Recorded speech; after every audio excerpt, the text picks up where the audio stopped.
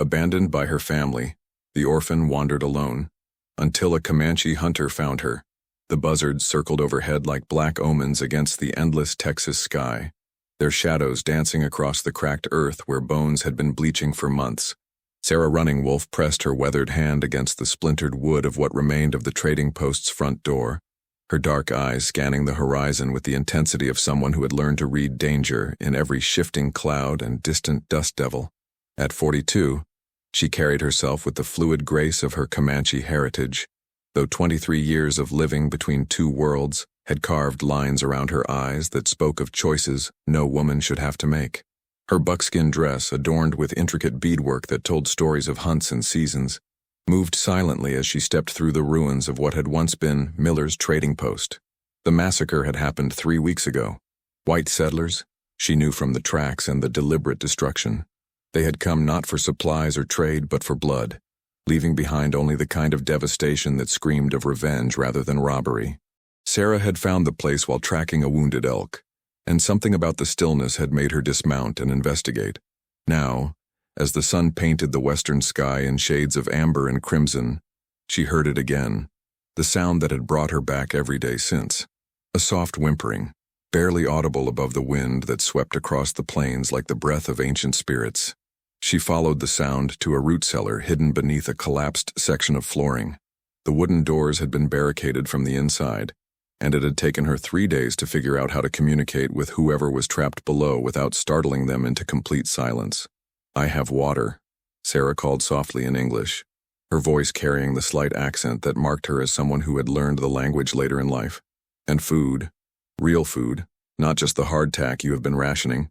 The silence stretched long enough that Sarah wondered if she had imagined the sounds.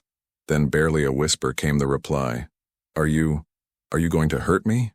The voice belonged to a young woman, probably not much older than 18. Sarah could hear the exhaustion in those 4 words, the kind of bone-deep weariness that came from weeks of terror and starvation. "No," Sarah replied, settling cross-legged on the ground above the cellar. "I am going to help you. But first I need to know if you're injured." I don't think so. Just hungry. So hungry."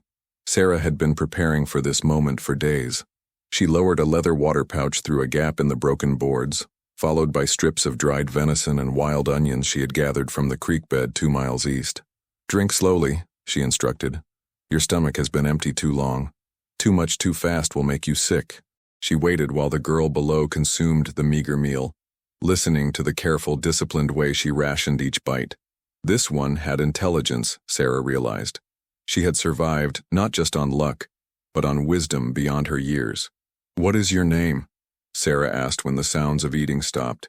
"Emma. Emma Morrison." The voice was stronger now, though still thread-thin. "My family. They owned the trading post. I was visiting from back east when—" The sentence died unfinished, but Sarah understood. She had seen enough frontier massacres to know how they unfolded. The girl had hidden when the shooting started, and had been trapped ever since, surviving on whatever supplies had been stored in the cellar. "Emma Morrison," Sarah repeated, testing the name. "I am Sarah Running Wolf. I am going to get you out of there." It took another 2 hours to clear enough debris to open the cellar doors. When Emma finally emerged, squinting against the fading daylight, Sarah felt something shift in her chest, a recognition that went deeper than sympathy. The girl was tall and lean, with auburn hair that had been elegant once, but now hung in tangled waves around a face that would have been pretty, if not for the hollow cheeks and dark circles under her green eyes. Her traveling dress, once fine blue wool, was torn and stained, but she wore it with a dignity that spoke of good breeding and strong character. More importantly, she looked at Sarah without the instant fear or disgust that usually marked a white person's first encounter with an Indian, even one dressed in white woman's clothing. Instead, Emma's expression held only gratitude and a curiosity that seemed almost scholarly. "You saved my life," Emma said, her voice cracking slightly. I thought I was going to die down there." Sarah helped her to the small fire she had built in the shelter of the trading post's remaining walls. "You would have died," she agreed matter-of-factly. "But not today. Today, you live." As Emma settled beside the fire, accepting another portion of venison and water, Sarah studied her more carefully. The girl's hands were soft but not helpless, She had calluses in the right places to suggest she knew how to work. Her posture, even in exhaustion, spoke of education and confidence. This was not some pampered Eastern flower, but a young woman with substance. "Your family," Sarah said carefully. "Tell me about them." Emma's face crumpled, and for a moment Sarah thought she might break down entirely. Instead, the girl straightened her shoulders and met Sarah's eyes directly. "They sent me away," Emma said, her voice steady despite the pain Sarah could see in her expression. 3 months ago. Said I was too willful, too interested in books and ideas that weren't suitable for a proper young lady. They arranged a marriage to a man I had never met, and when I refused, she trailed off, staring into the fire. Sarah waited, understanding the weight of family rejection in ways that few people could. They told me I was no daughter of theirs if I could not behave as a proper Christian woman should. So I came west to stay with my uncle here at the trading post, thinking maybe— Emma shrugged, a gesture that tried to hide tremendous hurt. "I thought maybe I could make a different kind of life. Learn about the frontier, maybe even write about it someday." Sarah nodded slowly. The story was familiar in its broad strokes. She had known other women, both Indian and white, who had been cast out for refusing to fit into the narrow spaces their societies had carved out for them. "And now your uncle is gone," Sarah observed. "Everyone is gone." Emma's voice dropped to barely above a whisper. "Uncle Thomas, his wife Mary, their children, the hired men, all of them. I heard the shooting from the cellar where I was fetching preserves for dinner. By the time I worked up the courage to look outside, it was over." Sarah fed more wood to the fire, watching the flames dance while she considered her options. She could take the girl to the nearest town, Fort Stockton, about 3 days' ride south. But Emma Morrison would arrive there with no family, no money, and no prospects except whatever charity the townspeople might offer, or whatever husband they could arrange for her. Or she could take Emma back to her own cabin in the hills, where Sarah had been living alone for the past 8 years since her Comanche husband had been killed in a cavalry raid. It would be unconventional, certainly. A Comanche woman and a white girl, living together on the edge of civilization. But something about Emma's spirit reminded Sarah of herself at that age. Determined, intelligent, and utterly unwilling to be broken by the world's expectations. "I have a proposal for you, Emma Morrison," Sarah said finally. "But first, you need to understand who I am and what choosing to trust me would mean." Emma looked up from the fire, her green eyes alert despite her exhaustion. "I was born Comanche, in the hill country north of here. When I was 19, I was captured during a raid and taken to live with a white family in San Antonio. They meant well, I suppose. They dressed me in white women's clothing, taught me English, tried to make me into what they thought was civilized." Sarah paused, remembering those difficult years of being caught between worlds. "I learned their ways, but I never forgot my own. When I was 25, I escaped and returned to my people. I married a warrior named Running Wolf, and for 12 years I lived as Comanche again." "What happened to him?" Emma asked softly. "Soldiers came. Blue coats with orders to move all Comanche to the reservation in Oklahoma. Running Wolf refused to go. He said he would rather die free than live caged." Sarah's voice remained steady, but Emma could see the old pain in her eyes. "So he died free." The fire crackled in the silence that followed. Finally, Emma spoke. "And you?" "I had already seen both worlds. I knew the reservation was not death, only a different kind of life. But I also knew I could not live there, surrounded by the broken spirits of my people. So I came here, to the edge, where I could be both and neither." Sarah turned to face Emma directly. "I live alone in a cabin about 20 miles north of here, in country that most white settlers consider too dangerous, and most Comanche consider too close to white territory. I hunt, I trap, I trade with both sides when it suits me. It is not an easy life, but it is mine." Emma was quiet for a long moment, processing this information. When she spoke, her voice was thoughtful rather than frightened. "You are offering to take me with you."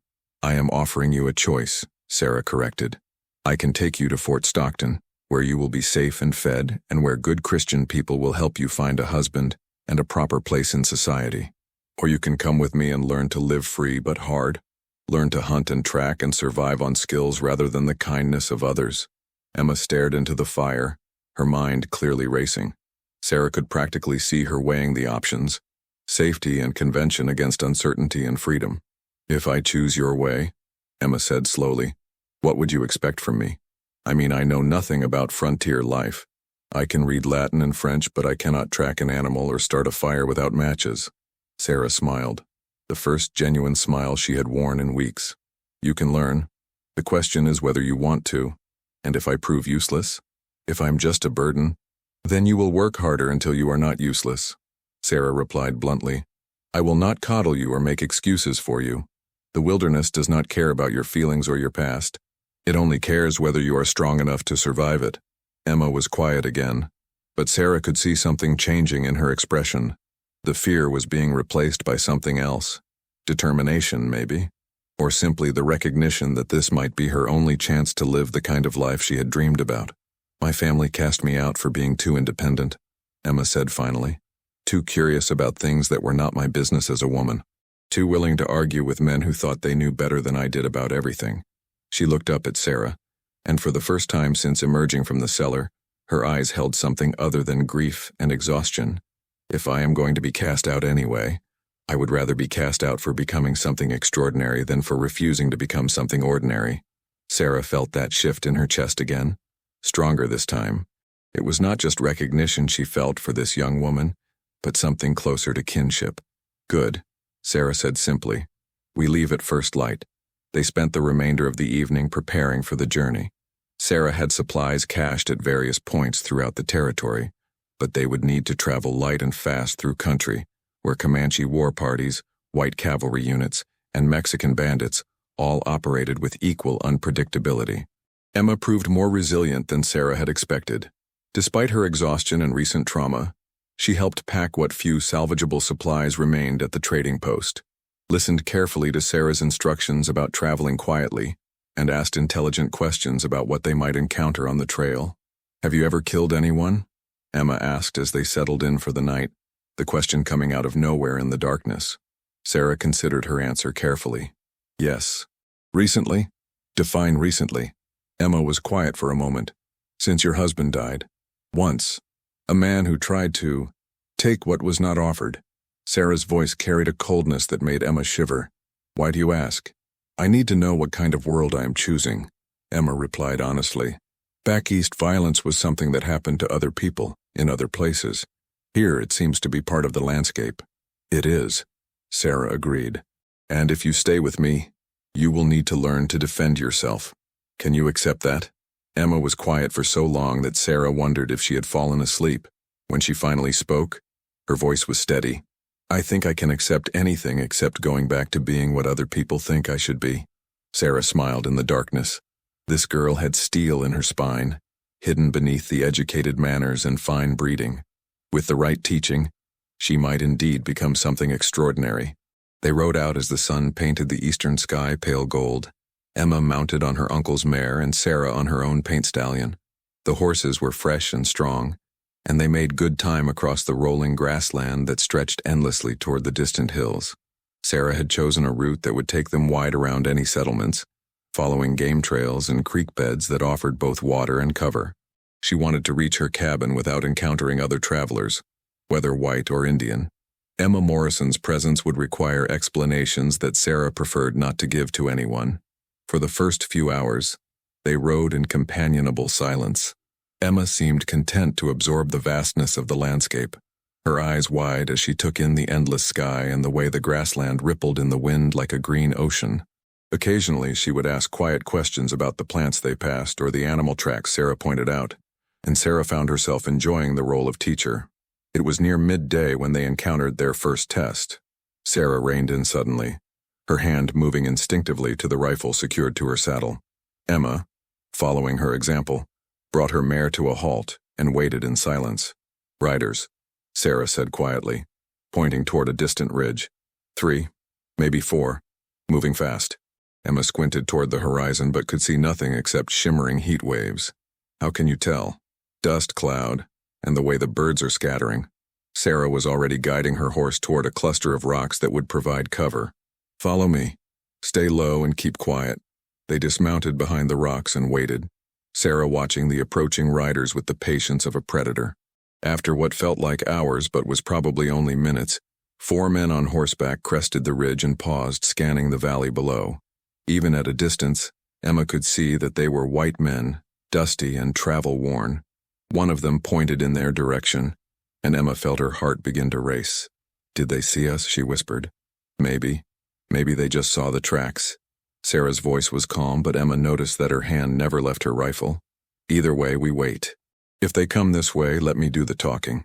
The riders seemed to debate among themselves for several minutes before turning their horses and heading southwest, away from the rocks where Sarah and Emma were hidden.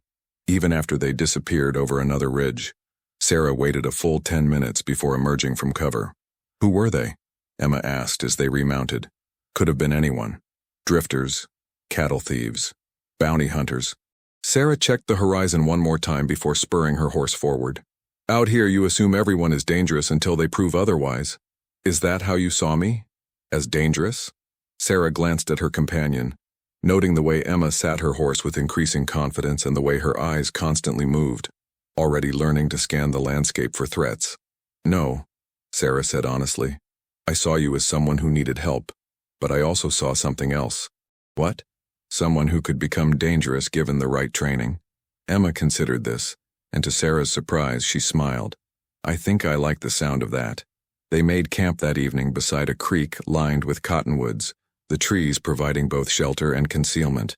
Sarah caught fish while Emma gathered firewood, and they cooked their dinner over a small fire that Sarah carefully screened with rocks to minimize the light. "Tell me about your cabin," Emma said as they ate. "It sits in a valley between two hills about a mile from a spring that runs year-round. Good hunting, good water, and hidden enough that most people never find it unless they are looking specifically." Sarah poked at the fire with a stick, watching the sparks rise toward the stars. "I built it myself after Running Wolf died. Every board, every nail. Is it comfortable?" Sarah laughed, a sound that held both amusement and something darker. "It has a roof that does not leak, walls that keep out the wind, and a fireplace that draws well. By frontier standards, that makes it a palace." Emma nodded, but Sarah could see questions in her eyes that she was not yet ready to ask. Questions about loneliness, about what it meant to live completely outside the structures of civilization, about whether a person could be truly happy with only their own company and the vast sky for conversation. "You will have your own space," Sarah added, understanding some of those unspoken concerns. "I built the cabin large enough for possibilities I had not yet imagined." They finished their meal in comfortable silence, both women lost in their own thoughts. As Sarah banked the fire for the night, Emma spoke again. "Sarah, thank you. For everything. For saving my life. For offering me this chance. I know you do not owe me anything, and I want you to know that I understand what a gift this is." Sarah studied the young woman's face in the firelight, seeing sincerity there but also determination. "Do not thank me yet. Wait until you have lived through a winter in the hills, until you have tracked your first deer and skinned your first hide. Wait until you know what you have truly chosen. And if I decide I have made a mistake, then you will have learned something valuable about yourself, and you will still be alive to make a different choice." Emma smiled at that, and Sarah realized that the girl's smile transformed her entire face, revealing the beauty that starvation and fear had temporarily hidden. "I do not think I will change my mind," Emma said quietly. Sarah hoped she was right. The next day brought them into rougher country, where the grassland gave way to rolling hills covered in scrub oak and mesquite. The going was slower here, but Sarah felt more secure. This was country she knew intimately, where she could find water and shelter and where few white men ventured unless driven by desperation or greed. Emma proved to be a capable traveler, adapting quickly to the rhythm of frontier life. She learned to read the signs that indicated water ahead, to recognize the plants that were safe to eat, and to move quietly through brush that would have betrayed a less careful rider. More importantly, she learned to trust Sarah's judgment completely. When Sarah signaled for silence, Emma froze immediately. When Sarah indicated a change of direction, Emma followed without question.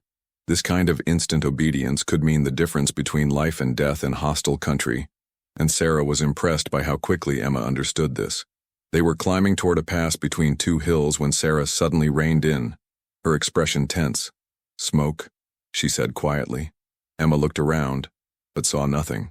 "Where?" "Ahead, beyond the pass." "Too much smoke for a campfire, too little for a grass fire." Sarah studied the sky above the hills, reading signs that Emma was only beginning to learn.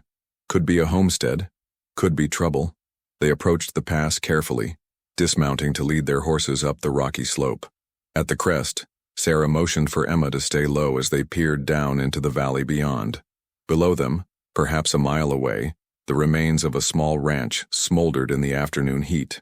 Even at this distance they could see bodies scattered around the yard and buzzards circling overhead. Recent, Sarah observed, noting the way the smoke still rose from the burned buildings. Maybe this morning. Emma stared at the scene below, her face pale. The same people who attacked the trading post? Maybe. Or maybe someone else entirely. Sarah was already backing away from the ridge. Either way, we do not want to be here when they come back to finish the job. They made a wide detour around the burned ranch, adding hours to their journey but avoiding whatever dangers might still lurk in the area. As they rode, Sarah found herself watching Emma carefully, looking for signs that the violence and destruction were too much for her to handle. Instead, she saw a young woman who was learning to read the landscape with increasing sophistication, who understood that survival often meant making hard choices, and who never once suggested they should have stopped to investigate the ranch or search for survivors. "You're adapting well to this life," Sarah observed as they made camp that evening in a hidden canyon miles from the burned ranch. Emma looked up from the rabbit she was cleaning, another skill she had acquired with surprising speed. "You mean, I am not weeping and demanding to be taken back to civilization?" "Something like that." Emma was quiet for a moment, concentrating on her work. "I keep thinking about something you said yesterday, about the wilderness not caring about our feelings or our past. I think I understand what you meant." "Explain." "Back east, everything was about what other people thought. What was proper, what was expected, what would reflect well on the family name. Out here, all that matters is whether you are strong enough and smart enough to stay alive." Emma looked up at Sarah, her green eyes reflecting the firelight. "It is terrifying, but it is also liberating." Sarah nodded approvingly. This girl was indeed learning quickly. "There is something else," Emma continued. "Something I need to tell you before we reach your cabin." Sarah waited, recognizing the tone that preceded important confessions. "I was not entirely honest about why my family sent me away. Yes, they thought I was too willful and too interested in unsuitable subjects, but the final break came when they discovered that I had been corresponding with a newspaper editor in Chicago, writing articles about women's education and the right to vote." Emma's voice grew stronger as she continued. "They found my letters and realized that I had been earning money from my writing. Not much, but enough to suggest that I might someday be able to support myself independently. My father said that was the most shameful thing any daughter of his could do, to suggest that she did not need a man to provide for her." Sarah smiled grimly. "And now you are learning to provide for yourself in ways your father never imagined." "Exactly." Emma's return smile was fierce. "If he could see me now, cleaning a rabbit beside a campfire in the middle of nowhere, learning to live by my own skills, I think he would have apoplexy." "Good," Sarah said simply. "The best revenge against people who tried to make you small is to become large in ways they cannot understand." That night, as they settled into their bedrolls beneath a canopy of stars more brilliant than Emma had ever imagined possible, Emma asked one more question. "Sarah, do you ever regret choosing this life? Living alone outside of everything?" Sarah was quiet for so long that Emma thought she might not answer. When she finally spoke, her voice carried the weight of hard-won wisdom. "I regret many things. I regret that my husband died for pride rather than living for love. I regret that my people are dying on reservations while their children forget the old ways. I regret that the world has no place for women who refuse to be what others expect them to be."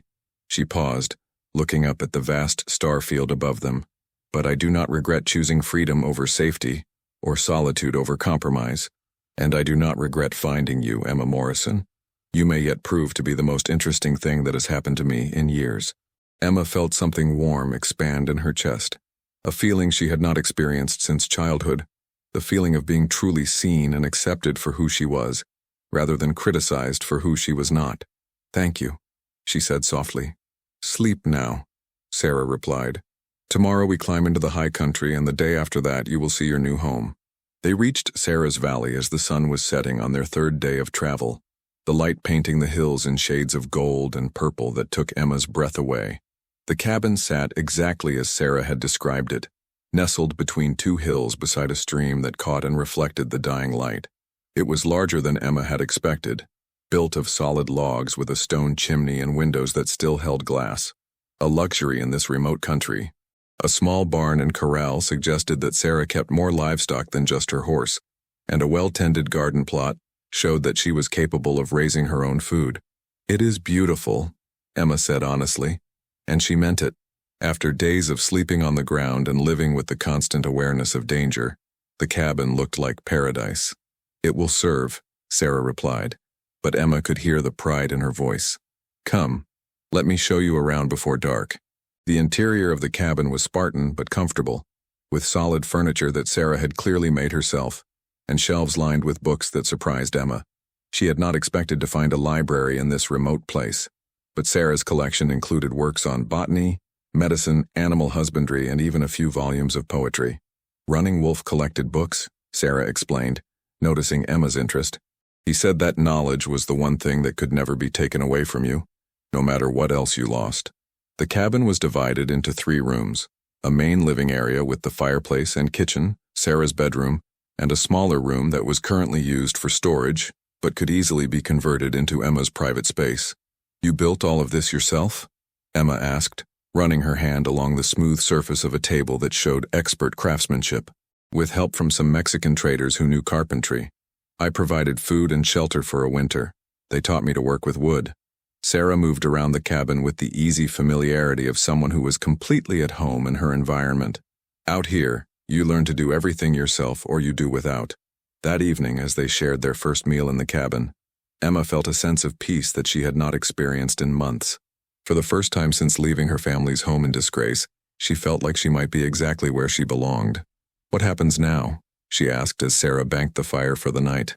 "Now you learn," Sarah replied, "how to hunt, how to track, how to read weather and animal signs, how to preserve meat and gather wild plants, how to defend yourself in this place if the need arises." Emma nodded, accepting the weight of what lay ahead. "How long do you think it will take?" Sarah studied her for a moment, taking in the determination in Emma's green eyes and the way she held herself with increasing confidence. "That depends on you. Some people never learn, no matter how long they try. Others—" She left the sentence unfinished, but Emma understood. She was being given a chance to prove herself, to become the kind of person she had always dreamed of being, but had never had the opportunity to become. "I will not disappoint you," Emma said quietly. "No," Sarah agreed, and for the first time Emma heard something like warmth in her voice. "I do not think you will." Over the weeks that followed, Emma threw herself into learning the skills that would make her a true partner rather than a burden. She learned to track deer through the forest, to read the signs that indicated weather changes, and to shoot accurately with both rifle and pistol. She learned to tan hides, to smoke meat, and to identify dozens of edible and medicinal plants. More importantly, she learned to think like someone who lived completely outside the protection of civilization, to assess every situation for potential dangers and opportunities, to trust her instincts and react quickly when circumstances demanded it. Sarah proved to be a demanding but patient teacher, never accepting less than Emma's best effort but also never expecting more than Emma was capable of giving. She seemed to understand instinctively when to push and when to allow time for skills to develop naturally. "You have good hands for this work," Sarah observed one afternoon as Emma successfully dressed a rabbit she had shot that morning. "And good eyes. You see details that most people miss." Emma felt a flush of pride at the praise. Sarah was sparing with compliments which made them more valuable when they came. "I feel like I am finally learning to see the world as it really is," Emma replied. "Back east, everything was filtered through what other people thought was proper or important. Here, things just are." Sarah nodded approvingly. "That is wisdom. Most people spend their whole lives seeing the world through other people's expectations. They never learn to trust their own judgment." As autumn began to paint the hills in brilliant colors, Emma realized that she had not thought about her old life in weeks. The girl who had been cast out by her family for being too willful and independent seemed like a stranger now, someone weak and confined by invisible chains she had been afraid to break. This new version of herself, capable, confident, and completely self-reliant, felt more real than anything she had ever been before. It was on a crisp October morning, as they were checking traps along the stream, that Emma finally asked the question that had been building in her mind for weeks. "Sarah, what would happen if someone found us here?" I mean someone who disapproved of this arrangement? Sarah straightened from examining a trap that had caught a fat beaver, her expression growing serious. You mean a white man who thought it was improper for a white woman to be living with an Indian? Or an Indian who thought you were betraying your people by helping me? Sarah was quiet for a moment, considering the question seriously. Either situation could be dangerous, she admitted. There are people on both sides who would see what we have built here as an abomination. Emma felt a chill that had nothing to do with the morning air. Have you been taking a risk by helping me? I have been taking a risk by living the way I choose to live for 8 years now, Sarah replied. Adding you to the equation does not change that significantly. She shouldered the beaver and started back toward the cabin, Emma walking beside her. But there is something you should know. Something I have been putting off telling you. Emma's heart began to race. What? There have been rumors. Talk in the trading posts about unusual activity in this area. Someone has been asking questions about a Comanche woman living alone in the hills. Emma stopped walking. What kind of questions? The kind that suggest someone is looking for me specifically. Someone who knows about my past, about Running Wolf, about choices I made during the reservation wars. Sarah's expression was grim as she continued. I think someone from my past has found my trail. Someone who considers me unfinished business. Emma felt the world shift around her. The peaceful security of the past weeks suddenly revealed as an illusion. What does that mean for us? It means we may have to leave this place soon. It means the quiet life we have been building here might not be sustainable much longer. Sarah looked at Emma directly, her dark eyes serious. It also means you have a choice to make. I can still take you to Fort Stockton where you will be safe from whatever is coming. Or you can stay with me and face whatever comes, knowing that it might be dangerous. Emma did not hesitate. I stay with you. Even if it means leaving this place? Even if it means more wandering, more uncertainty? Emma looked around at the valley that had become home, at the cabin where she had learned to be truly herself, at the woman who had given her a chance to become something extraordinary. The thought of losing it all was painful, but the thought of losing Sarah, her teacher, her protector, her closest friend, was unbearable. Wherever you go, I go, Emma said firmly. We are partners now. That means we face whatever comes together. Sarah smiled then, the first truly warm smile Emma had ever seen from her. Good, because I think you are finally ready for the real test. What real test? Staying alive when people are trying to kill you. Emma felt fear spike through her, but underneath it was something else. Excitement, anticipation, the thrill of knowing she was about to discover just how strong and capable she had become. When do we leave? She asked. Soon, Sarah replied, scanning the hills around their valley with the eyes of someone who had learned to read danger in every shadow. Very soon.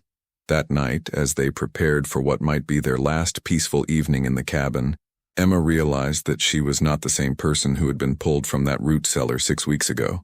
That girl had been broken, abandoned, and terrified.